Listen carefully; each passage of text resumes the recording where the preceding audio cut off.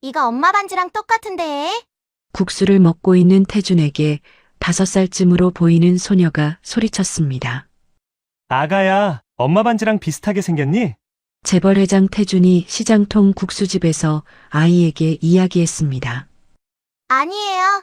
이 반지 엄마가 항상 끼고 있는 그 반지인데. 뭐라고? 엄마가 낀 반지가 정말 아저씨 거랑 똑같이 생겼니? 5년 전 이혼 서류만 남긴 채 사라져버린 아내와 맞춘 단 2개만 존재하는 이 반지를 자기 엄마 반지라고 외치는 아이. 도대체 이 아이는 누구일까요? 어떻게 태준의 반지를 알아보는 걸까요? 이야기 시작 전 돈 안 드는 구독, 좋아요 눌러주시고 어디서 듣고 계신지도 댓글로 남겨주시면 그곳으로 행운이 깃들 거예요. 3월의 바람은 아직 차가웠습니다. 강태준이 시장 골목에 들어선 건 오후 1시가 조금 넘은 시각이었어요. 좌판마다 생선이 즐비했고 기름 냄새와 파 냄새가 뒤섞여 골목 전체를 채우고 있었습니다. 양옆에서 장 보는 사람들이 어깨를 스쳤지만 태준은 보폭을 줄이지 않았어요. 검은 정장, 반듯하게 맨 넥타이, 손목에서 은은하게 빛나는 시계. 어느 것 하나 이 골목과 어울리지 않았습니다. 세 걸음 뒤에서 따라오던 비서 김대리가 다시 한번 말을 꺼냈습니다. 회장님, 그냥 호텔 식당에서 드시죠. 이쪽은 위생 확인도 안 됐고요. 태준은 대답하지 않았어요. 부지 점검을 마치고 나오는 길이었는데 발이 번듯한 식당으로 향하지 않았습니다. 그냥 걸었습니다. 어딘가로 이끌리듯 골목 안으로 들어왔고 그러다 멈춰선 곳이 작은 국수집 앞이었어요. 손으로 직접 쓴 메뉴판이 문 위에 빗돌게 붙어 있었고 유리문 너머로 뽀얀 김이 피어오르고 있었습니다. 낡았지만 따뜻한 곳이었어요. 안으로 들어서자마자 열기가 얼굴을 감쌌습니다. 자리는 6개가 전부였는데 그마저도 2군데는 짐으로 채워져 있었어요. 주방에서 고개를 내민 주인 할머니가 손을 저었습니다. 어머, 손님, 지금 자리가 없는데. 태준이 돌아서려는 찰나 할머니가 냄비 뚜껑을 한쪽에 걸쳐 놓으며 다시 불렀어요. 잠깐만요. 저 구석에 하나 있어요. 거기 앉으세요. 떠밀리듯 안쪽 자리에 앉게 된 태준은 무릎을 모으고 메뉴판을 집어들었습니다. 멸치국수, 비빔국수 2가지뿐이었어요. 그때였습니다. 조심스러운 발소리가 가까워지더니 양손으로 물컵을 받쳐든 아이가 태준 앞에 멈춰 섰어요. 5살이나 됐을까 싶은 여자아이였습니다. 어른 앞치마를 몸에 맞게 접어맨 건지 배까지 덮여 있었어요. 물컵이 흔들리지 않도록 온 신경을 집중한 얼굴이었고 혀끝이 입술 밖으로 살짝 나와 있었습니다. 여기요. 혀 짧은 목소리와 함께 컵을 올려놓으려는 순간 손이 미끄러졌습니다. 물이 테이블 위로 반쯤 쏟아지면서 태준의 소매 끝을 적셨어요. 아이의 눈이 동그래지더니 입술이 금방이라도 울 것처럼 오므라들었습니다. 태준은 반사적으로 냅킨을 집어 소매를 눌렀어요. 그러고는 아이를 내려다보며 낮게 말했습니다. 괜찮아. 2글자였습니다. 짧았지만 아이의 표정이 천천히 풀렸어요. 태준은 다시 메뉴판으로 시선을 내렸습니다. 그런데 아이가 가지 않았어요. 자리를 뜨는가 싶더니 테이블 모서리에 손을 올리고 그 자리에 서 있었습니다. 태준이 눈을 들지 않아도 느껴졌습니다. 시선이 자신의 손 위에 머물고 있다는 걸, 그것도 손이 아니라 손에 끼고 있는 반지를 보고 있다는 걸. 잠시 후 아이가 입을 열었습니다. 그 반지. 태준의 눈이 천천히 올라갔습니다. 우리 엄마 건데? 가게 안의 소리가 멀어지는 것 같았습니다. 옆 테이블의 웃음소리도, 주방에서 끓는 국물 소리도, 바깥 골목에서 들려오는 좌판 흥정 소리도. 태준의 손이 테이블 위에서 멈췄어요. 숟가락을 집으려다 멈춘 채로 그냥 굳어버렸습니다. 아이는 의심이라고는 없는 얼굴이었어요. 눈을 반짝이며 태준의 반지를 가리키고 있었습니다. 태준은 저도 모르게 손을 테이블 아래로 내렸습니다. 그러자 아이가 몸을 기울여 아래를 들여다봤어요. 맞죠? 꽃처럼 생겼고 가운데 파란 돌 있잖아요. 목소리가 작았지만 또렷했습니다. 태준의 목 안에서 무언가가 걸렸습니다. 말이 나오지 않았어요. 그 반지는 세상에 하나뿐인 것이었습니다. 7년 전 세공사에게 직접 도안을 건네고 맞춰준 결혼 반지였어요. 세상 어디에도 똑같은 것은 없었습니다. 그런데 이 아이가, 이 골목 국수집의 5살짜리 아이가 반지의 생김새를 정확하게 알고 있었어요. 주방에서 할머니 목소리가 날아왔습니다. 소연아, 손님한테 왜 그러고 서 있어? 얼른 들어와. 아이는 태준을 한 번 더 올려다보더니 종종 걸음으로 주방 쪽으로 사라졌습니다. 태준은 혼자 남았습니다. 국수 그릇이 앞에 놓였는지도 몰랐어요. 김이 피어오르고 있었지만 젓가락에 손이 가지 않았습니다. 시선이 자신의 왼손 위에 내려앉았어요. 반지는 그 자리에 그대로 있었습니다. 꽃처럼 생겼고 가운데 파란 돌이 박힌. 결국 태준은 국수를 반도 먹지 못한 채 자리에서 일어났습니다. 계산을 하고 가게 문을 나섰어요. 3월의 찬 바람이 다시 얼굴을 스쳤습니다. 골목 끝에 다다른 태준은 걸음을 멈췄어요. 사람들이 옆을 지나치는 것도 느끼지 못한 채 천천히 왼손을 들어 반지를 내려다봤습니다. 아이의 목소리가 귓속에서 다시 울렸습니다. 우리 엄마 건데 얼마나 서 있었을까요?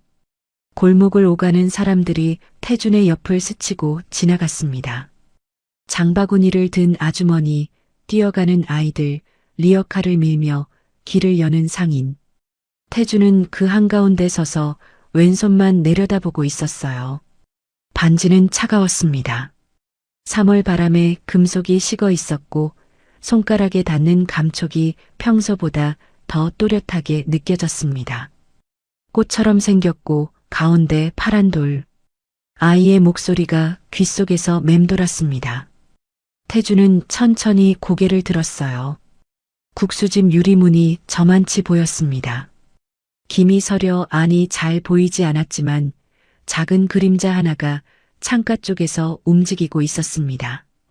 소연이었습니다. 태준의 발이 움직였습니다. 골목 끝으로 나가는 방향이 아니었어요. 국수집 쪽이었습니다. 문 앞에 서자 손이 멈췄습니다. 들어가야 할 이유를 머릿속으로 찾고 있었어요. 아이가 한 말은 그냥 우연일 수도 있었습니다. 5살짜리가 본 반지와 자기 반지가 비슷해 보였을 뿐일 수도 있었어요. 세상에 꽃 모양 반지가 한둘이 아니지 않습니까? 태준은 그렇게 생각하려 했습니다. 그런데 발이 돌아서지 않았어요.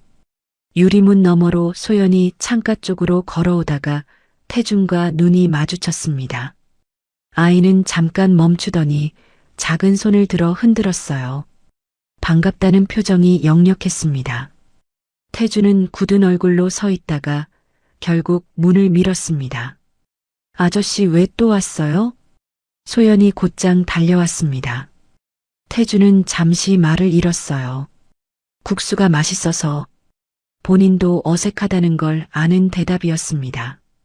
소연은 그 말을 의심 없이 받아들이며 고개를 끄덕였어요. 맞아요. 우리 국수 맛있어요.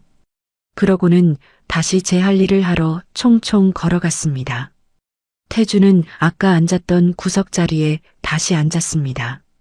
잠시 후 소연이 또 물컵을 들고 왔습니다. 이번엔 두 손을 더 단단히 모아 쥐고 있었어요. 테이블에 내려놓고 나서 뿌듯한 표정으로 태준을 올려다봤습니다. 이번엔 안 흘렸죠? 태준이 짧게 고개를 끄덕이자 아이가 환하게 웃었어요. 눈꼬리가 위로 올라가는 웃음이었습니다. 태준의 시선이 잠깐 멈췄습니다. 저도 모르게 메뉴판을 내려놓고 아이를 바라봤어요. 뭔가를 확인하려는 것인지 아니면 그냥 눈이 가는 것인지 본인도 알 수 없는 눈빛이었습니다. 소연은 가려다가 다시 돌아와 테이블 모서리에 손을 올렸어요. 아까처럼. 아저씨, 아까 그 반지요. 태준의 손이 무릎 위에서 조용히 쥐어졌습니다. 엄마 거랑 진짜 똑같아요. 엄마가 매일 껴요. 자면서도 껴요. 절대 안 빼요. 목소리는 여전히 혀 짧고 작았지만 내용만큼은 또렷했어요. 태주는 천천히 왼손을 테이블 위로 올렸습니다. 그러고는 낮게 물었어요. 이거? 소연이 몸을 기울여 들여다봤습니다. 그러더니 망설임 하나 없이 고개를 끄덕였어요. 맞아요. 꽃처럼 생겼고요. 가운데 파란 돌이요. 엄마 거예요, 그거. 태주는 손을 거두지 못했습니다. 반지를 낀 손가락을 내려다보는데 눈앞이 이상하게 흔들리는 것 같았어요. 가게 안이 시끄러운데도 소연의 목소리만 선명하게 들렸습니다. 엄마한테 물어볼게요. 잠깐만요. 아이가 주방 쪽으로 달려가려 했습니다. 태준이 반사적으로 손을 내밀었어요. 아니, 됐어. 소연이 멈춰 고개를 갸웃했습니다. 태준은 애써 표정을 고르며 말했어요. 엄마 바쁘잖아. 그냥 놔둬. 소연은 이해했다는 듯 그럼 나중에 말할게요 하고 다시 그림 그리던 자리로 돌아갔습니다. 태준은 자리에 앉은 채 움직이지 않았습니다. 국수가 나왔습니다. 멸치 육수 냄새가 코끝으로 올라왔어요. 뽀얗게 우려낸 국물이었는데 위에 파와 김가루가 얹혀 있었습니다. 평소라면 거들떠보지 않을 소박한 그릇이었어요. 태주는 젓가락을 들었다가 내려놓았습니다. 국수가 눈에 들어오지 않았어요. 자리에서 일어난 건 잠시 후였습니다. 계산대에 돈을 놓고 가게 밖으로 나온 태주는 골목 어귀에서 걸음을 멈추고 전화를 꺼냈어요. 비서에게가 아니었습니다. 오래된 연락처를 찾아 번호를 눌렀어요. 신호음이 몇 번 울리다 연결됐습니다. 나야. 7년 전 결혼 반지 제작 이력 있지? 그거 다시 확인해봐. 세상에 하나뿐이라는 거 공식 문서로 확인해. 전화를 끊고 나서도 골목에 서 있었습니다. 3월 바람이 귓가를 스쳤어요. 태주는 왼손을 들어 반지를 다시 바라봤습니다. 오래 봤습니다. 10여 분쯤 지났을까요? 전화가 울렸습니다. 회장님, 확인했습니다. 당시 제작 주문서가 남아있는데요. 세상에 딱 한 쌍만 제작된 게 맞습니다. 도안부터 주문까지 전부 단독으로 제작된 거라 복제가 불가능한 디자인이고요. 바람이 한 번 세게 불었습니다. 태주는 아무 말도 하지 않았어요. 전화기를 귀에 댄 채 굳어 있었습니다. 저쪽에서 회장님? 하고 다시 부르는 소리가 들렸지만 그 목소리가 멀게 느껴졌어요. 통화를 끊었습니다.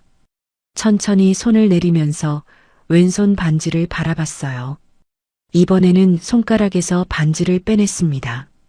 7년 동안 한 번도 빼지 않았던 반지였어요. 손가락에 눌린 자국이 선명하게 남아 있었습니다. 태주는 반지를 손바닥 위에 올려놓고 조명도 없는 골목에서 그것을 들여다봤어요. 꽃 모양의 테두리, 가운데 박힌 파란 돌. 세상에 하나뿐이라는 게 이제 공식적으로 확인됐습니다. 그리고 이 반지를 아이가 알고 있었어요. 엄마가 매일 낀다고, 자면서도 낀다고, 절대 안 뺀다고. 골목 안쪽에서 국수집 문이 열리는 소리가 났습니다. 태주는 저도 모르게 그쪽을 바라봤어요. 앞치마를 두른 누군가가 쓰레기 봉투를 들고 나오다가 다시 안으로 들어갔습니다. 유리문이 닫혔어요. 태주는 오래도록 그 문을 바라보다가 반지를 다시 손가락에 끼웠습니다. 숙소로 돌아오는 차 안은 조용했습니다. 비서 김대리는 운전석에서 한마디도 꺼내지 않았어요. 백미러로 뒷좌석을 한번 확인했다가 조용히 시선을 앞으로 걷었습니다. 태주는 창밖을 바라보고 있었습니다. 3월의 들판이 차창 너머로 흘러갔어요. 아직 풀이 오르지 않은 논두렁, 바람에 흔들리는 마른 갈대. 그 풍경이 눈에 들어오는 것 같지는 않았습니다. 손 위에 반지가 있었어요. 끼고 있는 건데도 자꾸 손바닥 위에 올려놓고 보는 것처럼 시선이 거기서 떠나지 않았습니다. 세상에 하나뿐. 방금 전화로 확인한 말이 머릿속에서 계속 맴돌았어요. 태주는 창에 이마를 기댔습니다. 차의 진동이 이마를 타고 들어왔어요. 숙소는 시내에서 조금 벗어난 소규모 호텔이었습니다. 방에 들어서자마자 넥타이를 풀었어요. 재킷을 의자에 걸고 침대 끝에 걸터 앉았습니다. 불은 켜지 않았어요. 창 너머로 들어오는 늦은 오후의 빛이 방 안을 어스름하게 채우고 있었습니다. 태주는 그 빛 속에서 한참 동안 앉아 있었어요. 7년 전이 떠올랐습니다. 그날 아침도 3월이었어요. 평소와 다를 것 없는 아침인 줄 알았습니다. 눈을 떴을 때 옆자리가 비어 있었는데 유리가 먼저 일어난 거라고 생각했어요. 주방에서 소리가 날 거라 여겼는데 아무 소리도 들리지 않았습니다. 태주는 그때서야 일어나 옷장을 열었어요. 텅 비어 있었습니다. 유리의 옷이 전부 사라져 있었어요. 화장대 위에 늘 있던 작은 향수병, 머리핀이 담긴 도자기 그릇, 그것들이 전부 없었습니다. 하나만 남아 있었어요. 유리가 늘 뿌리던 향수였는데 그것만 덩그러니 화장대 한쪽에 놓여 있었습니다. 뚜껑도 열린 채로 태주는 그 향수를 집어들었어요. 뚜껑 없는 향수 입구에서 냄새가 올라왔습니다. 은은하고 낯익은 냄새였어요. 그 냄새를 맡는 순간 발 아래 바닥이 흔들리는 것 같았습니다. 그날 오전 어머니가 들어왔어요. 평소보다 일찍, 그리고 표정이 굳어 있었습니다. 태준이 유리의 빈 화장대 앞에 서 있는 것을 보고도 놀라는 기색이 없었어요. 어머니는 봉투 하나를 꺼내 테이블 위에 내려놓았습니다. 태준아, 봐야 할 게 있어. 봉투 안에는 사진이 여러 장 들어 있었어요. 유리가 낯선 남자와 함께 있는 사진이었습니다. 식당에서, 골목에서, 건물 앞에서. 태주는 사진을 한 장씩 넘겼어요. 손이 떨렸지만 끝까지 봤습니다. 어머니는 그 옆에 이혼 서류도 꺼냈어요. 이미 유리의 도장이 찍혀 있었습니다. 유리가 배신한 거야. 떠난 거고. 어머니의 목소리는 낮고 단호했어요. 태주는 사진을 테이블 위에 엎어놓고 전화를 꺼냈습니다. 유리의 번호를 눌렀어요. 신호가 가지 않았습니다. 수신 거부였어요. 문자를 보냈는데 반송됐습니다. 태주는 직접 유리가 가끔 간다고 했던 동네로 차를 몰았어요. 오래된 원룸 건물이었는데 집주인이 문을 열어줬습니다. 짐이 없었습니다. 옷도 없었고 살림도 없었어요. 누군가 살다 간 흔적만 남아 있었습니다. 환기도 안 된 채 닫혀있던 방에서 희미하게 올라오는 냄새가 그 향수 냄새와 같았어요. 태주는 문턱에 서서 빈 방을 바라봤습니다. 한 발짝도 들어가지 못한 채로 현재의 태주는 침대 끝에서 일어나 창가로 걸어갔습니다. 해가 저물고 있었어요. 멀리 낮은 산 너머로 붉은 빛이 번지고 있었습니다. 태주는 창유리에 손을 댔어요. 차가웠습니다. 그 차가운 감촉이 손바닥을 타고 팔까지 올라오는 것 같았어요. 7년 동안 한 번도 의심하지 않았습니다. 사진이 있었고 서류가 있었고 연락이 끊겼어요. 배신이 맞다고 생각했습니다. 배신이 아니라면 설명이 안 된다고 그렇게 정리하고 살았어요. 그 정리 위에 7년을 쌓았습니다. 회사를 키웠고 혼자 살았고 반지는 뺄 수 없어서 그냥 끼고 있었어요. 그런데 아이가 그 반지를 알았습니다. 태주는 창에서 손을 뗐어요. 회상 속 유리의 얼굴을 떠올리려 했습니다. 웃는 얼굴이 먼저 올라왔어요. 반지를 맞추던 날이었습니다. 세공사 앞에서 도안을 고르다가 유리가 꽃 모양을 가리켰어요. 이게 좋아요. 이걸로 해요. 수줍은 목소리였습니다. 세공사가 안쪽 각인을 물었고 유리가 태준을 바라보며 말했어요. 절대 안 뺄게요. 그 말이 지금 이 방 안에서 다시 들리는 것 같았습니다. 태준은 손으로 얼굴을 감쌌어요. 그러고는 천천히 내렸습니다. 서랍 쪽으로 걸어가 재킷 안주머니를 뒤졌어요.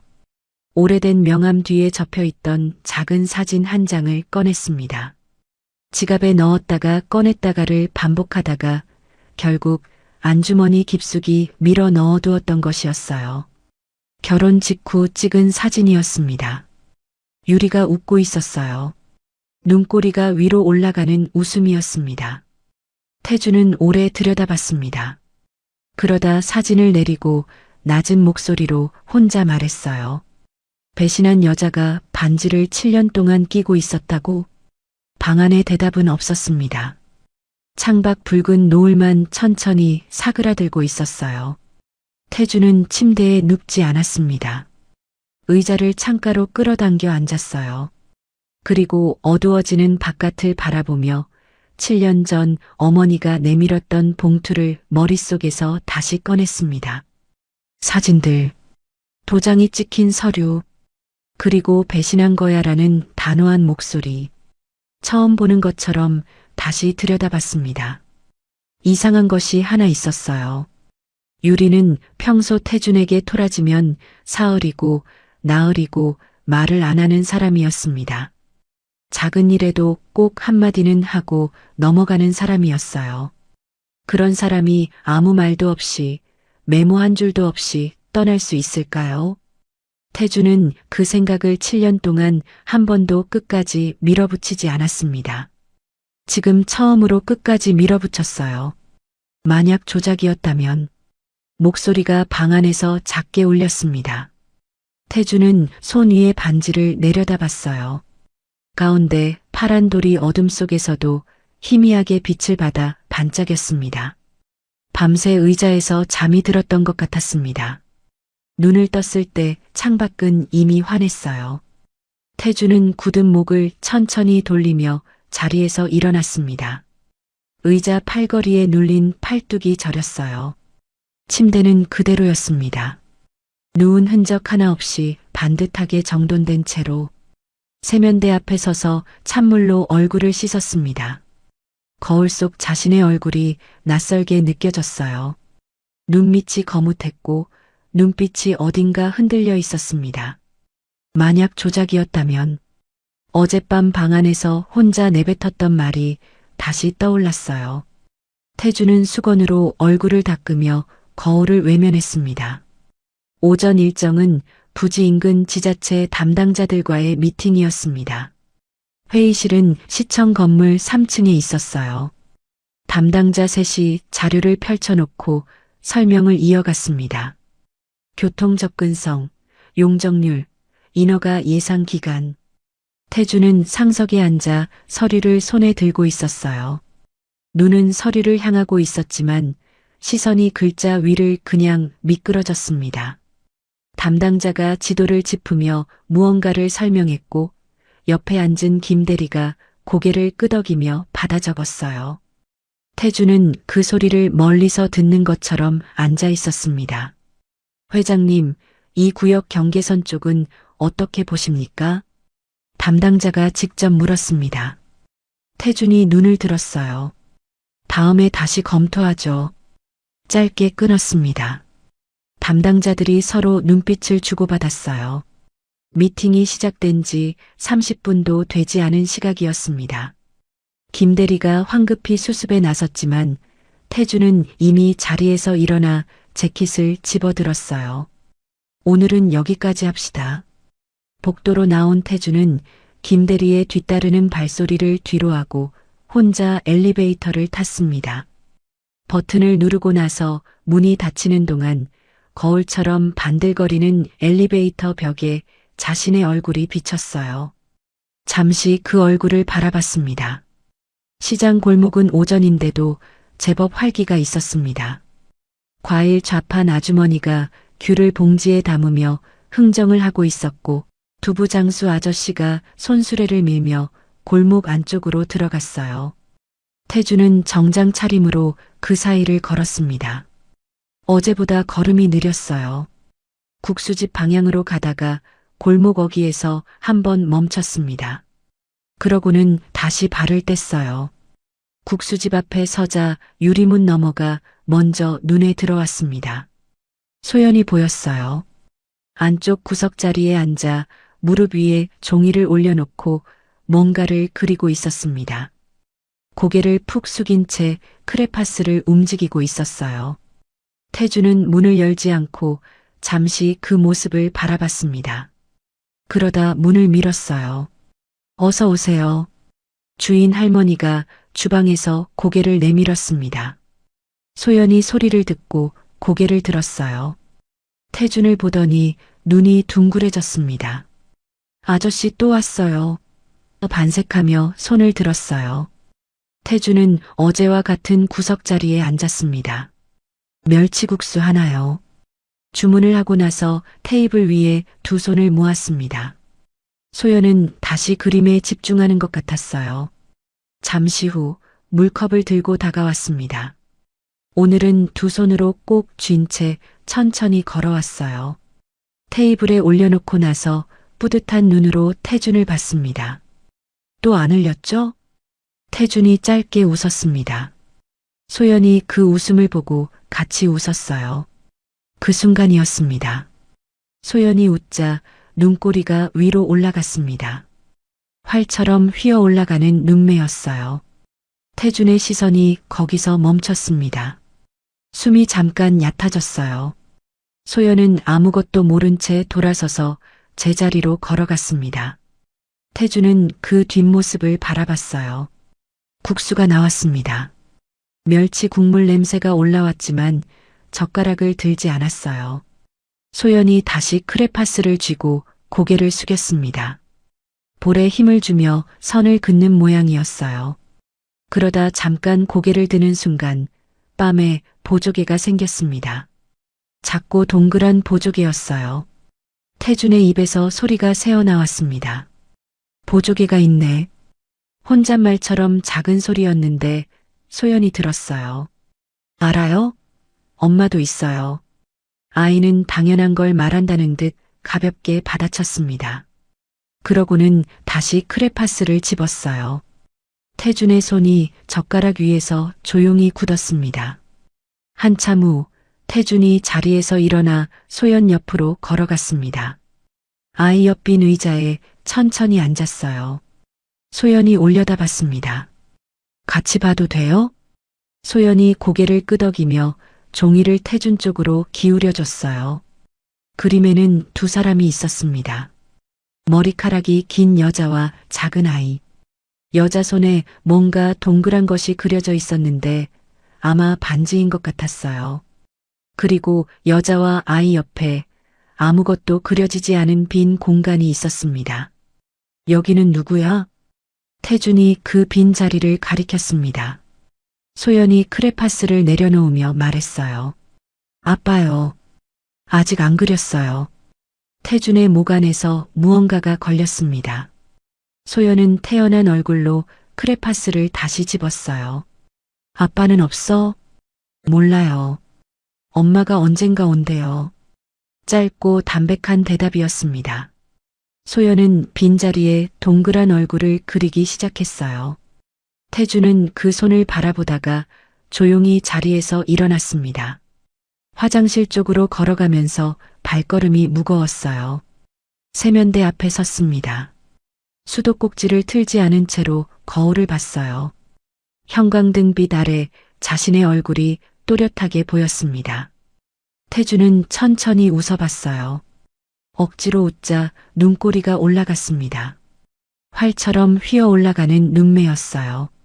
소연이 웃을 때와 같은 모양이었습니다. 손이 세면대 가장자리를 잡았습니다. 볼을 손가락으로 눌러봤어요. 보조개가 생겼습니다. 거울 속에서 자신을 바라보는 눈빛이 흔들렸어요. 태주는 세면대를 두 손으로 짚은 채 고개를 숙였습니다. 수도꼭지에서 물 한 방울이 또르르 떨어졌어요. 배수구로 빨려 들어가는 그 소리가 화장실 안에서 작게 울렸습니다.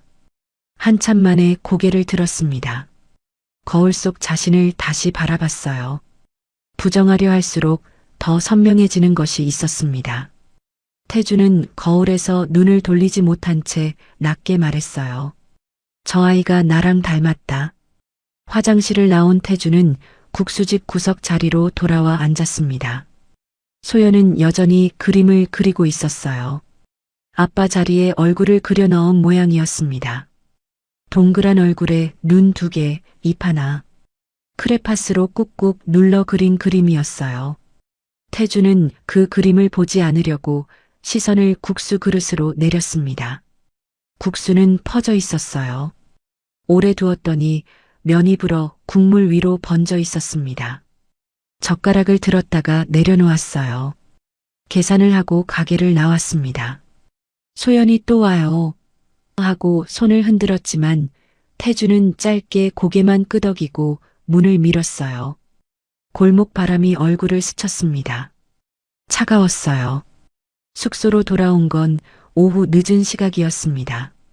김 대리가 서류 몇 가지를 들고 문 앞에서 기다리고 있었어요. 태주는 서류를 받아들며 방으로 들어갔습니다. 소파에 앉아 서류를 펼쳤어요. 글자가 눈에 들어오지 않았습니다. 첫 줄을 3번 읽었는데도 무슨 내용인지 머릿속에 남지 않았어요. 결국 서류를 덮어 테이블 위에 올려놓고 등받이에 기댔습니다. 천장을 올려다봤어요. 하얀 천장이었습니다. 아무것도 없는 천장이었는데 거기서 소연의 얼굴이 떠올랐어요.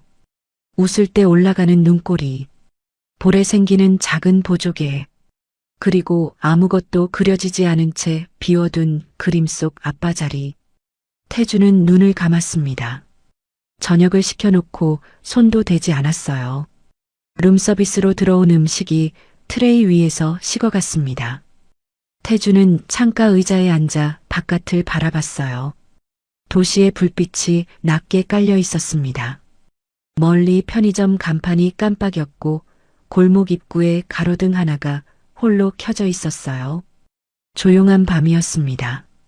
반지를 만지작거렸어요. 손가락에서 빼지는 않았습니다.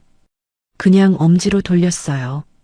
천천히 반복해서 그 동작이 언제부터 시작됐는지 본인도 몰랐습니다. 손이 먼저 움직이고 있었어요. 시계가 자정을 넘겼습니다. 침대로 가서 누웠어요.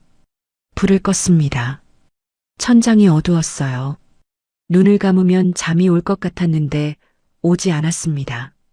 귓속에서 소연의 목소리가 다시 들렸어요. 엄마가 언젠가 온대요. 태주는 눈을 뜨고 어두운 천장을 바라봤습니다. 그러다 몸을 일으켰어요. 침대 옆 스탠드를 켰습니다. 노란 불빛이 좁은 반경을 비췄어요. 태주는 손 위의 반지를 다시 내려다봤습니다. 손가락에서 천천히 빼냈어요. 7년 만이었습니다. 뺀 기억이 없었어요. 손가락에 눌린 자국이 선명하게 패여 있었습니다. 반지를 스탠드 불빛 아래 들어 올렸어요. 꽃 모양의 테두리가 빛을 받아 윤곽이 뚜렷해졌습니다. 가운데 파란 돌이 작게 반짝였어요. 안쪽을 들여다봤습니다. 각인이 있었어요.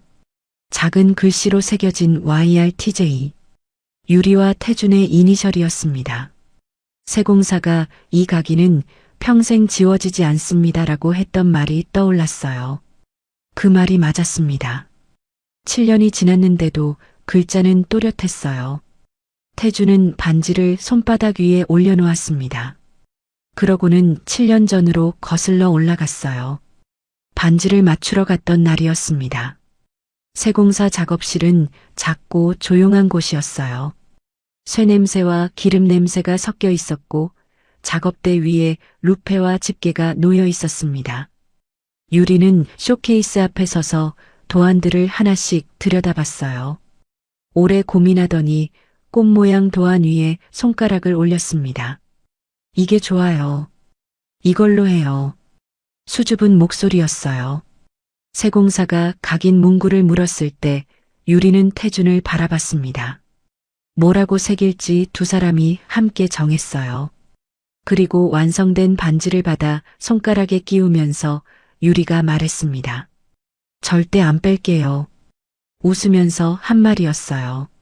장난처럼 가볍게 한 말이었는데 그 목소리가 지금도 또렷하게 들렸습니다. 태주는 손바닥 위에 반지를 내려다봤어요. 유리는 그 말을 지킨 것 같았습니다. 배신한 여자가 결혼 반지를 7년 동안 끼고 있었다는 게 생각할수록 맞지 않았어요.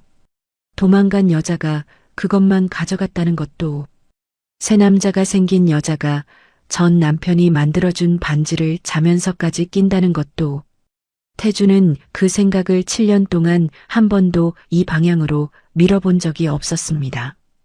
어머니가 보여준 사진과 서류가 있었으니까요. 그것으로 다 설명이 됐으니까요. 그런데 지금은 달랐습니다. 태주는 자리에서 일어나 창가로 걸어갔어요. 새벽 2시가 넘은 시각이었습니다. 골목 가로등은 여전히 켜져 있었어요. 태주는 창유리에 손을 댔습니다. 싸늘한 감촉이 손바닥을 타고 올라왔어요. 머릿속에서 어머니의 목소리가 들렸습니다. 유리가 배신한 거야. 떠난 거고. 그 목소리 뒤로 소연의 목소리가 겹쳤어요. 우리 엄마 건데. 엄마가 절대 안 빼요. 태주는 창에 기댄 손에 힘을 줬습니다. 유리가 배신하고 집을 나갔다면 왜 그 반지를 가져간 걸까요? 새 삶을 시작하는 여자가 전 남편의 반지를 손에서 빼지 않는다는 게 말이 됩니까? 그리고 그 반지를 딸이 알고 있다는 것은, 엄마가 매일 끼고 자면서도 끼고 절대 안 뺀다는 것은. 태주는 창에서 손을 떼고 핸드폰을 집어들었습니다. 오래된 연락처를 찾았어요. 회사 법무팀이 아니었습니다. 7년 전 태준이 개인적으로 신뢰했던 변호사였어요. 지금도 번호가 남아 있었습니다. 전화를 걸려다 멈췄어요. 새벽 2시였습니다. 대신 문자를 눌렀어요. 7년 전 이혼 서류건 원본 확인이 가능한지 알아봐 줄 수 있어? 도장 진위 여부 포함해서. 보내고 나서 핸드폰을 내려놓았습니다. 방 안이 조용했어요. 스탠드 불빛만 낮게 켜져 있었습니다. 태주는 침대에 걸터 앉았어요. 손바닥 위에 놓인 반지를 다시 집어들어 불빛에 비춰봤습니다. YRTJ. 지워지지 않는 각인이었어요. 창밖에서 바람 소리가 들렸습니다. 낮고 길게 이어지는 소리였어요. 태주는 반지를 쥔 채 천천히 눈을 감았습니다. 잠은 오지 않았어요. 새벽 4시가 됐을 때 태주는 커튼을 걷었습니다. 아직 어두운 하늘이었어요. 저 멀리 지평선 쪽이 아주 조금 희뿌옇게 밝아오고 있었습니다. 태주는 그 빛을 바라보다가 소리내어 말했어요. 방 안에 혼자였고 목소리가 갈라졌습니다. 배신이 아니었다면 내가 7년을 완전히 잘못 산 거다. 그 말이 방 안에 잠시 머물렀다가 사라졌습니다. 태주는 손 안의 반지를 다시 손가락에 끼웠어요. 그러고는 밝아오는 새벽 하늘을 오래도록 바라봤습니다. 날이 완전히 밝았을 때도 태주는 창가에 서 있었습니다. 뜬 눈으로 밤을 지샌 얼굴이었어요. 눈밑이 어둡게 가라앉아 있었고 면도도 하지 않은 턱에 거뭇한 수염이 올라와 있었습니다. 그래도 샤워를 하고 나서 재킷을 걸쳤어요. 서울로 돌아가는 날이었으니까요. 가방은 이미 어젯밤에 챙겨두었습니다. 핸드폰을 집어들었어요. 새벽에 보냈던 문자에 변호사에게서 답장이 와 있었습니다. 확인 가능하다. 시간이 조금 걸릴 것 같다는 내용이었어요. 태주는 답장을 읽고 핸드폰을 재킷 안주머니에 넣었습니다. 그러고는 가방 손잡이를 잡으려다 멈췄어요. 손이 가방 위에 얹힌 채로 움직이지 않았습니다. 창밖으로 시장 골목 방향이 보였어요. 이른 아침인데도 좌판이 열리고 있었습니다. 과일 트럭이 골목 입구에 서더니 아주머니 둘이 박스를 내리고 있었어요. 그 골목 안 어딘가에 국수집이 있었습니다. 지금쯤 할머니가 육수를 올리고 있을 시간이었어요. 소연은 아직 자고 있을까요? 아니면 일어나서 또 그림을 그리고 있을까요? 태주는 가방에서 손을 뗐습니다. 김대리가 문 앞에서 기다리고 있었어요. 차 준비됐습니다, 회장님. 출발하시겠습니까? 태주는 복도에 서서 잠깐 아무 말도 하지 않았습니다. 김대리가 조심스럽게 다시 물으려는 순간 태준이 먼저 입을 열었어요. 나 하루 더 있는다. 김대리의 눈이 살짝 커졌습니다. 예. 일정 다 미뤄. 오늘 서울 올라가는 거 없던 일로 해. 회장님, 오후에 이사회 보고가 있는데요. 김 부장한테 대신 맡겨. 더 이상의 설명은 없었어요. 태주는 방으로 다시 들어가 재킷을 벗어 의자에 걸었습니다. 김대리는 열린 문 앞에서 잠시 서 있다가 조용히 문을 닫았어요. 방 안에 혼자 남은 태주는 창가 의자에 앉았습니다. 이대로 서울로 올라가면 다시는 확인하지 못할 것 같았어요. 아니, 확인하지 않을 것 같았습니다. 서울로 돌아가면 또 일에 파묻히고 바빠지고 이 사흘이 그냥 이상한 꿈처럼 흐릿해질 게 뻔했어요. 그렇게 또 7년이 지나면 태주는 생각을 거기서 끊었습니다. 1시간쯤 지나서 혼자 숙소를 나왔어요. 정장 대신 캐주얼한 차림이었습니다. 비서도 없이 혼자 걷는 시장 골목은 어젯밤보다 훨씬 활기찼어요. 아침 장이 서는 시간이었습니다. 할머니들이 조잘조잘 얘기를 나누며 나무를 다듬고 있었고 두부장수 아저씨가 손수레를 밀며 두부 사세요 외치는 소리가 골목을 채웠어요. 생선 비린내와 참기름 냄새가 뒤섞여 코끝을 자극했습니다. 태주는 국수집 방향으로 걷다가 골목 어귀에서 발을 멈췄어요. 들어가려는 게 아니었습니다. 아직은 그냥 지나가는 척 걸으면서 유리문 안을 확인하려 했어요. 그런데 문 앞에 서자 발이 또 움직이지 않았습니다. 멀리서 안을 들여다봤지만 소연은 보이지 않았어요. 아직 이른 시간이라 손님도 없었습니다. 주방에서 국물 끓는 냄새가 문틈 사이로 새어나오고 있었어요. 태주는 돌아섰습니다. 다른 골목 쪽으로 걸었어요. 시장 안쪽으로 들어가니 작은 벤치가 있었습니다. 평상처럼 생긴 나무 벤치였는데 할머니 두 분이 앉아서 귤을 까먹고 있었어요.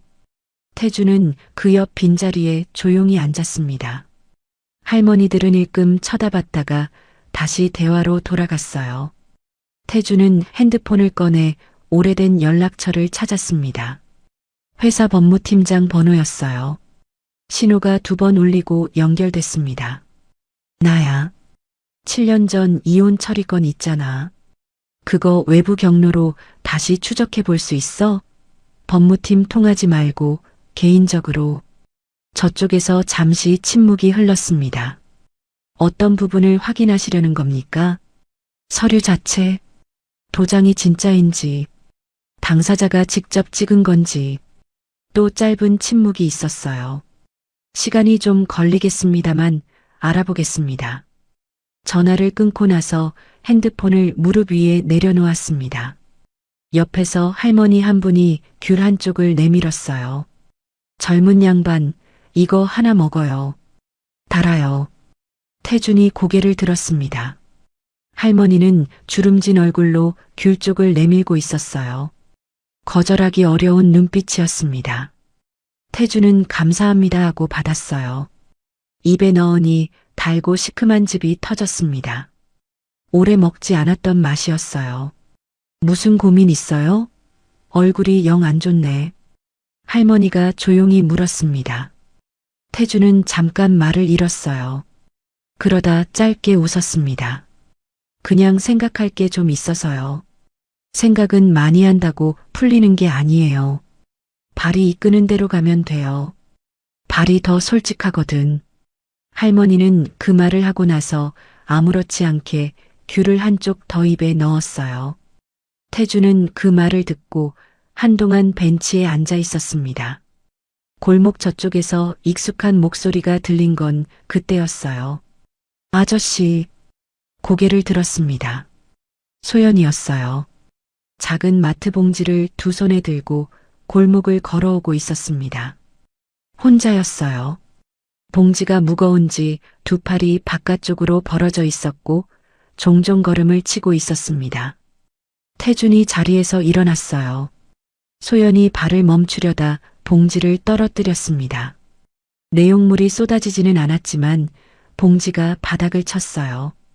태준이 걸어가 봉지를 집어들었습니다. 혼자 심부름 왔어? 응. 엄마가 파 사오래요. 소연이 손을 내밀었어요.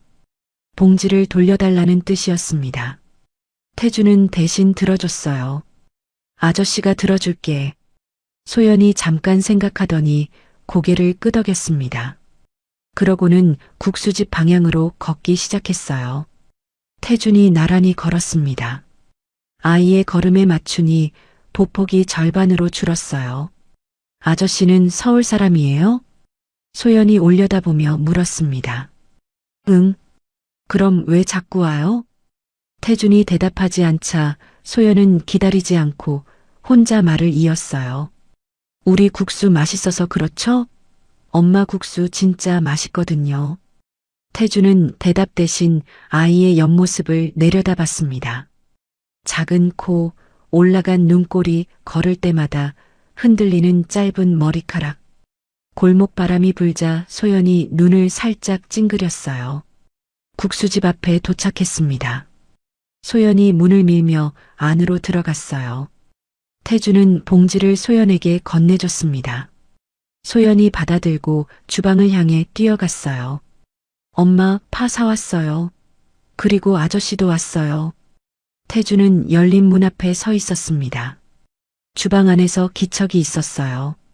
그릇 소리, 발소리, 누군가 움직이는 소리였습니다. 태주는 그 소리를 들으며 문 안으로 발을 들였어요. 가게 안은 아침 햇살이 들어와 있었습니다. 유리문을 통해 비스듬히 들어온 빛이 나무 테이블 위에 길게 드리워져 있었어요. 손님은 아직 없었습니다. 의자들이 테이블 위에 올려진 채로 있었고 할머니 주인이 마루를 쓸고 있었어요. 소연이 파봉지를 들고 주방 쪽으로 뛰어들어간 뒤 가게 안이 잠시 조용해졌습니다. 태주는 문 안에 서 있었어요. 한 발을 들여놓은 채로 멈춰 있었습니다. 주방 쪽에서 그릇 소리가 났어요. 물소리가 들렸습니다. 누군가 수도를 틀었다가 잠그는 소리였어요. 그 다음엔 발소리. 가볍고 조심스러운 발소리였습니다. 소연아, 파는 저기 놔두고. 목소리가 들렸습니다. 태준의 발이 그 자리에 붙은 것처럼 굳었어요. 낮고 조용한 목소리였습니다. 가게 안 소음에 섞여 들렸는데도 귀에 박혔어요. 7년이라는 시간이 그 목소리를 바꿔놓지 못한 것인지 아니면 태준의 귀가 그 목소리만 기억하고 있는 것인지 어느 쪽인지 알 수 없었습니다. 주인 할머니가 빗자루를 세워 벽에 기대며 태준 쪽을 봤어요. 아이고, 또 오셨네요. 어서 앉으세요. 태준은 그 말에 겨우 몸을 움직였습니다. 평소 앉던 구석 자리가 아니라 문 가까운 쪽 테이블에 앉았어요. 올려져 있던 의자를 내리는 손이 조금 느렸습니다. 주방 안에서 기척이 이어졌어요. 도마 소리가 났습니다. 칼이 규칙적으로 움직이는 소리였어요. 태주는 메뉴판을 집어들었지만 글자가 들어오지 않았습니다. 눈이 메뉴판 위를 그냥 훑고 지나갔어요. 귀는 주방 쪽을 향하고 있었습니다. 소연이 주방에서 나왔어요. 손에 작은 앞치마를 들고 있었습니다. 제 몸에 묶으려는지 뒤로 손을 돌리며 끙끙댔어요. 태준과 눈이 마주치자 소연이 앞치마를 내밀었습니다. 아저씨, 뒤에 묶어줘요. 손이 안 닿아요. 태준은 자리에서 일어나 소연 앞에 한쪽 무릎을 꿇었어요. 앞치마 끈을 잡아등 뒤로 돌려 묶어줬습니다. 매듭이 작아서 손가락 끝으로 조심스럽게 작업해야 했어요. 소연은 그동안 얌전히 서서 기다렸습니다. 태준이 묶어주고 나서 일어서려는데 소연이 고개를 돌리며 말했어요. 엄마한테도 해줘요. 어른 거는 혼자 잘 못 묶어서. 그 말에 태준의 손이 멈췄습니다. 엄마가 그래? 응, 항상 내가 묶어주거든요. 근데 나도 잘 못해요. 소연은 씩씩하게 말하고는 주방으로 뛰어들어갔어요. 태준은 천천히 자리로 돌아와 앉았습니다. 손끝에 앞치마 끈의 감촉이 남아 있었어요. 손님이 하나둘 들어오기 시작했습니다. 오전 장사가 시작되는 시간이었어요. 할머니 주인이 분주하게 움직였습니다. 주방 안에서도 소리가 커졌어요. 국물이 끓는 소리, 그릇이 부딪히는 소리, 소연이 뭔가를 묻는 소리. 태주는 테이블 위에 두 손을 올려놓은 채 앉아 있었습니다. 주문을 받으러 오는 사람이 없었어요. 할머니가 워낙 바쁜 탓이었습니다. 그때 주방 문이 열렸어요.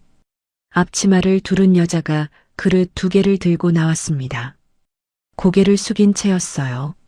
그릇을 양손에 들고 걸음이 빠르지도 느리지도 않게 익숙한 동작으로 옆 테이블로 향했습니다. 국수 그릇을 내려놓으면서도 고개를 든 건 손님을 향해서였어요. 멸치국수 2그릇입니다. 천천히 드세요. 그러고는 돌아섰습니다. 태준 쪽을 보지 않았어요. 볼 이유가 없었으니까요. 돌아서는 그 옆모습을 태준이 봤습니다. 야윈 얼굴이었어요. 화장기가 없었습니다. 머리카락은 뒤로 단정하게 묶여 있었는데 몇 가닥이 빠져나와 볼 옆에 붙어 있었어요. 앞치마에는 국물이 조금 튀어 있었습니다. 바쁘게 일하는 사람의 모습이었어요. 태준은 그 모습을 바라보며 숨을 멈췄습니다. 여자가 주방으로 돌아가려 했어요. 바로 그때였습니다. 실례합니다. 태준의 목소리가 나왔어요. 본인도 언제 입을 열었는지 몰랐습니다. 그냥 나왔어요. 여자가 발걸음을 멈췄습니다. 천천히 고개를 돌렸어요. 두 사람의 눈이 마주쳤습니다. 가게 안 소음이 한꺼번에 멀어지는 것 같았어요.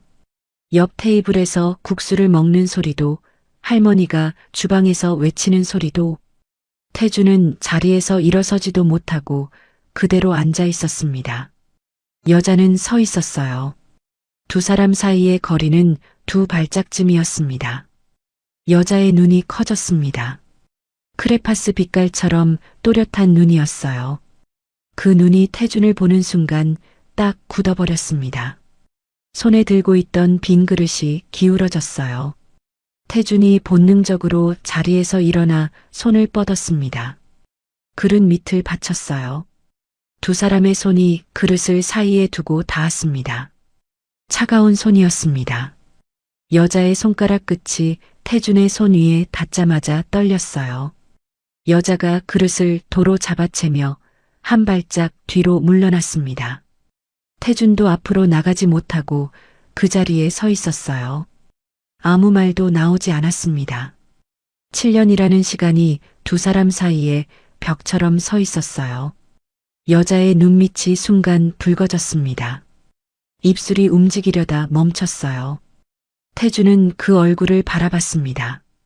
야위였지만 눈빛은 그대로였어요. 처음 만났던 날의 눈빛이었습니다. 뭔가를 참고 있을 때 입술 끝이 미세하게 당겨지는 것도, 당황하면 눈을 한번 빠르게 깜빡이는 것도 하나도 바뀌지 않았어요. 태주는 그 얼굴 앞에서 7년 전으로 돌아간 것 같았습니다. 아무것도 정리되지 않은 채로 그냥 그 자리에 서 있었어요. 주방 쪽에서 소연의 목소리가 들렸습니다. 엄마, 국자 어디 있어요? 여자가 눈을 떼지 않은 채 낮게 대답했어요. 거기 걸려 있어. 목소리가 아주 조금 갈라졌습니다. 본인은 모르는 것 같았어요. 태주는 들었습니다. 두 사람은 그 자리에서 아무 말도 하지 않았어요. 할머니가 주방에서 유리야, 3번 테이블 국수 나왔어. 하고 외쳤습니다. 그 이름이 공기 중에서 퍼졌어요. 유리. 태준의 가슴 어딘가가 오래된 상처처럼 욱신했습니다. 여자가 먼저 눈을 피했어요. 그릇을 가슴 앞으로 끌어안고 주방 쪽으로 발을 돌렸습니다. 태준은 그 뒷모습을 바라봤어요. 좁은 어깨였습니다. 7년 전보다 더 야위어 있었어요. 앞치마 끈이 등 뒤에서 묶여 있었는데 매듭이 비뚤어져 있었습니다. 소연이 묶어줬다는 게 그 매듭을 보면 알 수 있었어요. 주방 문이 닫혔습니다. 태주는 천천히 자리에 앉았어요. 테이블 위에 두 손을 올려놓았는데 손이 떨리고 있었습니다. 멈추려고 힘을 줬지만 쉽게 멈추지 않았어요. 창밖으로 3월의 햇살이 골목을 비추고 있었습니다. 아무것도 모르는 얼굴로 밝고 따뜻하게 태주는 떨리는 손을 무릎 아래로 내렸어요. 그러고는 주방 문을 바라봤습니다. 닫힌 문 너머에서 국물 끓는 소리가 들렸어요. 소연이 뭔가를 떨어뜨리는 소리가 났고 유리의 낮은 목소리가 다시 들렸습니다. 아이를 나무라는 것도 아니었고 그렇다고 웃는 것도 아닌 목소리였어요. 7년을 저 안에서 살아온 목소리였습니다. 국수 그릇이 앞에 놓인 건 한참 후였습니다. 할머니 주인이 가져다 줬어요. 유리는 나오지 않았습니다. 태주는 그릇을 바라봤어요. 김이 피어오르고 있었습니다. 멸치 육수 냄새가 코끝을 건드렸지만 젓가락에 손이 가지 않았어요. 손은 여전히 무릎 아래에 있었습니다. 아직 떨림이 가시지 않았어요. 가게 안은 점심 준비가 시작되는지 조금씩 분주해졌습니다. 할머니가 의자를 내리고 테이블을 닦았어요. 소연이 주방에서 나와 냅킨을 테이블마다 올려놓고 다녔습니다. 작은 손으로 냅킨 뭉치를 꼭 쥐고 테이블마다 2장씩 올려놓는 모습이었어요. 태준의 테이블 앞에 멈추더니 냅킨을 올려놓으면서 국수 그릇을 들여다봤습니다. 왜 안 먹어요? 금방 먹을게. 소연이 고개를 끄덕이고 다음 테이블로 갔어요. 태주는 그 뒷모습을 보다가 젓가락을 집었습니다. 국수를 한 젓가락 들었다가 내려놓았어요. 입맛이 없었습니다. 주방 문이 열렸습니다. 유리가 나왔어요. 이번엔 그릇을 들지 않았습니다. 손에 행주를 쥐고 있었어요. 카운터 쪽으로 걸어가면서 고개를 숙인 채 행주로 손을 닦았습니다. 태준이 있는 쪽을 보지 않으려는 게 눈에 보일 만큼 자연스럽지 않은 동작이었어요. 카운터 위를 닦다가 그릇을 정리하다가 분명히 할 일이 있어서 나온 것 치고는 손이 자꾸 멈췄습니다. 태준은 자리에서 일어났어요. 천천히 카운터 쪽으로 걸어갔습니다. 유리의 등이 보였어요. 그릇을 집어들었다가 내려놓는 손이 멈췄습니다. 태준이 카운터 앞에 서는 소리가 들린 것인지 유리의 어깨가 미세하게 굳었어요. 유리야. 부른 게 아니었습니다. 확인하는 것이었어요. 이 사람이 맞는지, 7년이 지나도 이 이름이 이 사람에게 맞는지. 유리가 돌아섰습니다. 정면이었어요. 피하지 않았습니다. 두 눈이 태준을 바라봤어요. 눈 밑에 그늘이 깊었습니다. 화장기 없는 얼굴이었고 볼이 얇아서 광대가 조금 도드라져 있었어요. 7년 전보다 확실히 야위어 있었습니다. 하지만 눈빛이 살아 있었어요. 무너지지 않으려고 버티고 있는 눈빛이었습니다. 두 사람은 아무 말도 하지 않았어요. 가게 안 소리들이 배경으로 물러났습니다. 할머니가 주방에서 냄비 뚜껑을 여닫는 소리, 소연이 냅킨을 테이블에 올려놓는 소리, 골목에서 들어오는 바람 소리. 그것들이 전부 멀어졌어요. 두 사람 사이의 공간만 선명하게 남았습니다. 유리가 먼저 눈을 내리깔았어요. 주문하시겠어요? 형식적인 말이었습니다. 목소리가 낮았어요. 태준이 대답하지 않자 유리가 다시 고개를 들었습니다. 두 눈이 다시 마주쳤어요. 강태준 씨. 이번엔 유리가 불렀습니다. 성과 이름을 다 붙인 호칭이었어요. 7년 전엔 그렇게 부르지 않았습니다. 태준이라고만 불렀었어요. 그 호칭 하나에 두 사람 사이에 있는 7년의 무게가 느껴졌습니다. 여기서 일하는 거야? 태준이 물었어요. 당연한 걸 묻는 질문이었습니다. 유리도 그걸 알았는지 대답 대신 짧게 고개를 끄덕였어요. 언제부터? 오래됐어요. 더 말하지 않았습니다. 태준도 더 묻지 않았어요.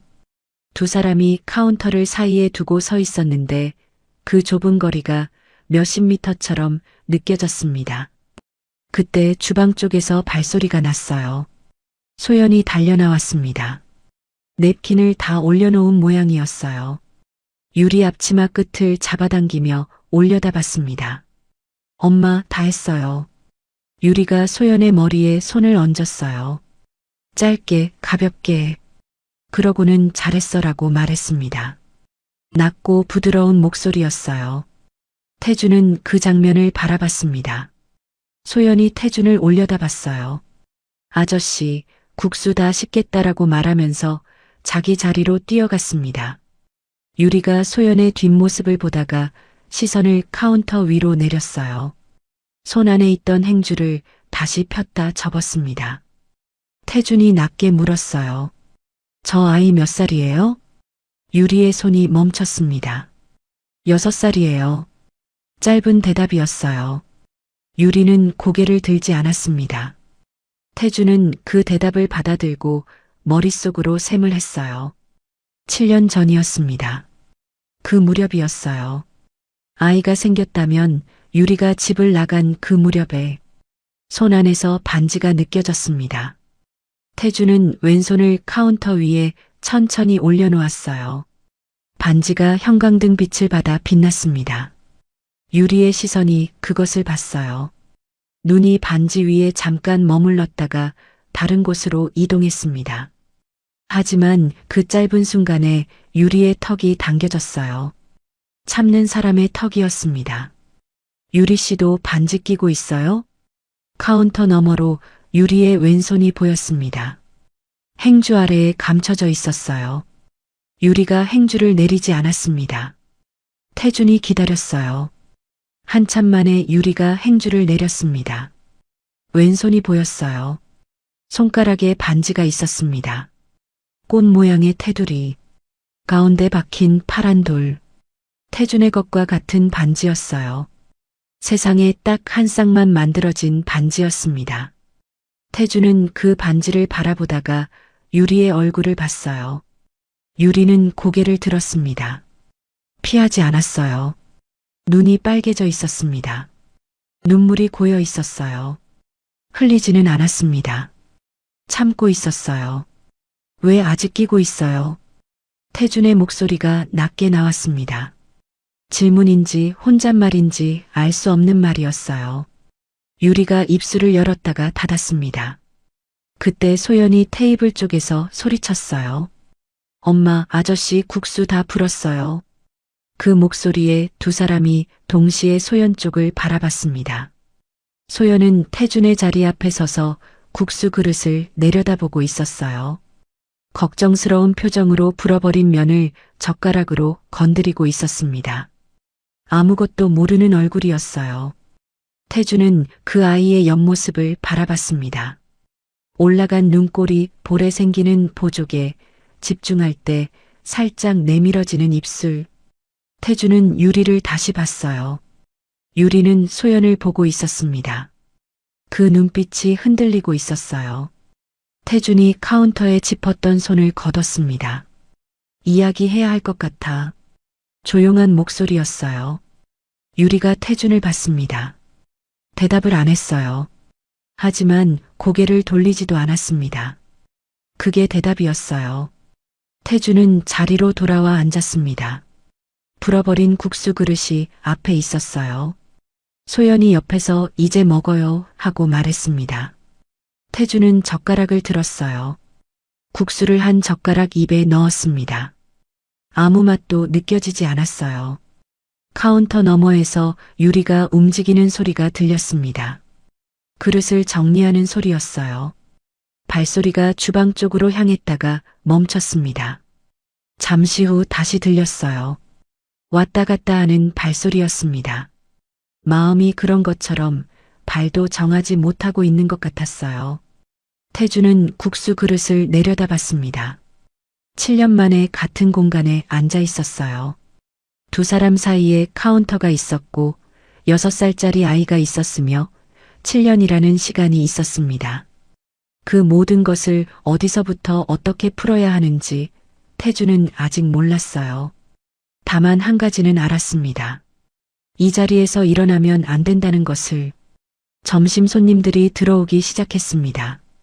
2명, 3명, 골목에서 일하는 상인들인 듯 익숙한 얼굴들이었어요. 할머니 주인이 반갑게 인사를 받으며 주문을 받았습니다. 가게 안이 금세 채워졌어요.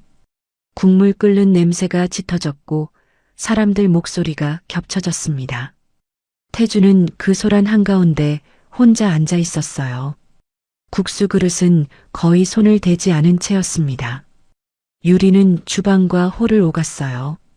그릇을 내오고 빈 그릇을 거두고 손님이 부르면 다가갔습니다. 바쁜 것은 맞았어요. 하지만 태준 쪽으로는 오지 않았습니다. 동선이 자연스럽게 태준의 테이블을 피해 돌아가고 있었어요. 의도한 것인지 아닌지는 알 수 없었습니다. 다만 태준은 알아챘어요. 소연은 한쪽 구석에 앉아 그림을 그리고 있었습니다. 어제 그리던 그림이었어요. 아빠 자리에 얼굴을 채워 넣은 그림이었습니다. 오늘은 그 옆에 뭔가를 더 그리고 있었어요. 크레파스를 바꿔가며 꾹꾹 눌러 칠하는 중이었습니다. 태주는 그 모습을 바라봤어요. 아이는 자신이 보이고 있다는 것도 모른 채 그림에 집중하고 있었습니다. 점심시간이 지나면서 손님이 빠져나갔어요. 1명, 2명씩 계산을 하고 나갔습니다. 할머니가 빈 그릇을 주방으로 날랐어요. 가게가 다시 조용해지기 시작했습니다. 태주는 자리를 지켰어요. 계산을 하고 나갈 타이밍이 몇 번이나 왔었는데 그때마다 엉덩이가 의자에서 떨어지지 않았습니다. 유리가 걸레를 들고 홀로 나왔어요. 손님들이 빠져나간 테이블을 닦기 시작했습니다. 테이블 하나, 테이블 둘. 태준이 앉은 테이블 쪽으로 천천히 가까워졌어요. 유리는 고개를 숙인 채 걸레질을 했습니다. 태준의 테이블 앞에서 잠깐 멈췄어요. 다 드셨으면 치울게요. 목소리를 낮게 유지하고 있었습니다.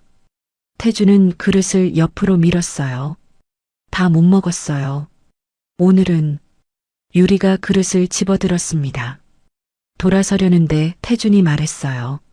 앉아요. 유리의 발이 멈췄습니다. 그릇을 든 채로 서 있었어요. 잠깐이면 돼. 소연이 저기 있는 동안. 유리가 소연 쪽을 봤습니다. 소연은 그림에 열중해 있었어요. 유리는 천천히 태준의 맞은편 의자를 빼서 앉았습니다. 끝에만 걸쳤어요. 언제든 일어날 수 있는 자세였습니다. 두 사람이 처음으로 마주 앉았어요. 태준이 먼저 입을 열었습니다. 7년 동안 연락이 한 번도 없었어. 비난이 아니었습니다. 확인하는 말투였어요. 유리가 테이블 위에 걸레를 내려놓으며 대답했습니다. 저도요. 짧은 대답이었어요. 태준이 유리를 바라봤습니다. 유리는 테이블 위 걸레를 손으로 누르고 있었어요. 손가락 마디가 하얘질 만큼 누르고 있었습니다. 힘이 들어가 있는지 본인도 모르는 것 같았어요. 어머니가 보여준 사진이 있었어. 태준이 말했습니다. 유리의 눈이 올라왔어요. 무슨 사진이요? 당신이 다른 남자랑 찍힌 사진이야. 여러 장. 유리가 아무 말도 하지 않았습니다. 표정이 굳었어요. 눈이 커졌는데 부인하는 눈빛이 아니었습니다. 처음 듣는 이야기를 들은 사람의 눈빛이었어요. 태주는 그 눈빛을 놓치지 않았습니다. 사진이요? 유리의 목소리가 낮게 떨렸어요. 이혼 서류도 있었어. 당신 도장이 찍힌. 유리의 얼굴에서 혈색이 빠져나갔습니다. 창백해진 얼굴로 태준을 바라봤어요. 저는 도장을 찍은 적이 없어요. 목소리가 갈라졌습니다. 하지만 눈은 흔들리지 않았어요. 태준을 똑바로 보고 있었습니다. 두 사람 사이에 침묵이 내려앉았어요. 주방에서 할머니가 그릇을 정리하는 소리가 들렸습니다. 소연이 크레파스를 바닥에 떨어뜨리는 소리가 났어요. 아이가 의자 아래로 몸을 구부려 크레파스를 줍는 모습이 보였습니다. 태준과 유리는 그 소리를 들으면서도 서로에게서 눈을 떼지 않았어요. 태준이 물었습니다. 소연이 아빠가 누구야? 유리의 눈이 떨렸어요. 처음으로 시선이 흔들렸습니다. 손이 걸레 위에서 조금씩 오므라들었어요. 대답을 안 하는 게 아니었습니다. 대답할 말을 찾고 있는 것도 아니었어요. 무언가를 결정하고 있는 것 같았습니다. 그때 소연이 자리에서 일어났어요. 그림을 들고 두 사람 쪽으로 달려왔습니다. 엄마, 다 그렸어요. 봐요. 소연이 그림을 테이블 위에 펼쳤어요. 엄마와 자신, 그리고 아빠 자리에 그려진 얼굴. 크레파스로 꾹꾹 눌러 그린 얼굴이었는데 눈이 크고 눈꼬리가 올라가 있었습니다. 태준이 그 그림을 내려다봤어요. 유리는 소연의 어깨를 잡았습니다. 아이를 자기 쪽으로 당기며 그림에서 눈을 뗐어요. 잘 그렸네. 저쪽 가서 좀 더 색칠해. 다 칠했는데요. 그럼 새로 그려.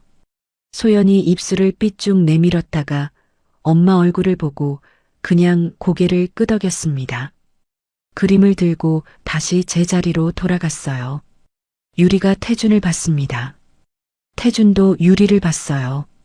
두 사람 사이에 소연이 그린 그림이 테이블 위에 남아 있었습니다. 유리가 그림에 손을 얹었어요. 손이 그림 위에서 가만히 있었습니다. 태준이 조용히 말했어요.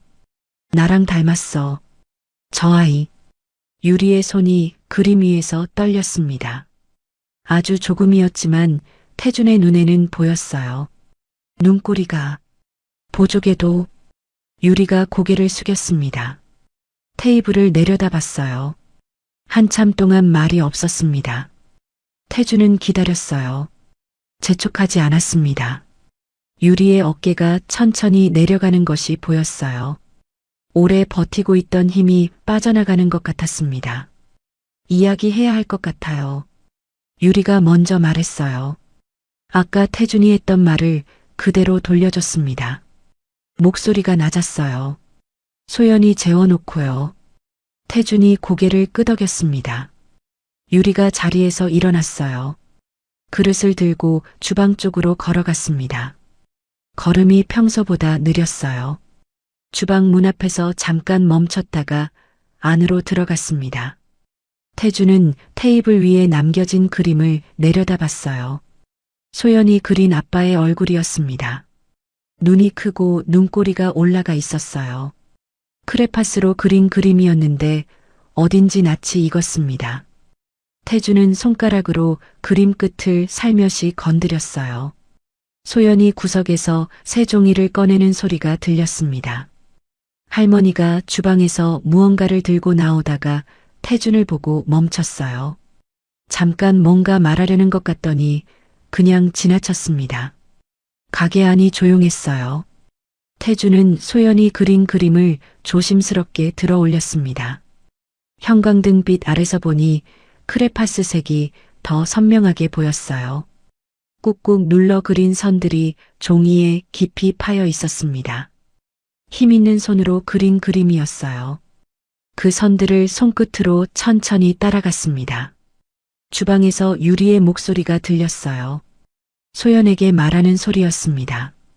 낮고 다정한 목소리였어요. 아이가 까르르 웃는 소리가 뒤따랐습니다. 태주는 그 소리를 들으며 그림을 테이블 위에 다시 내려놓았어요.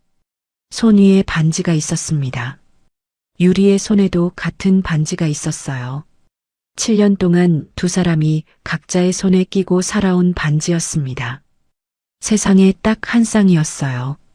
태주는 그 반지를 내려다보다가 천천히 눈을 들었습니다. 주방 문을 바라봤어요. 닫혀 있었습니다. 하지만 저 안에 유리가 있었어요.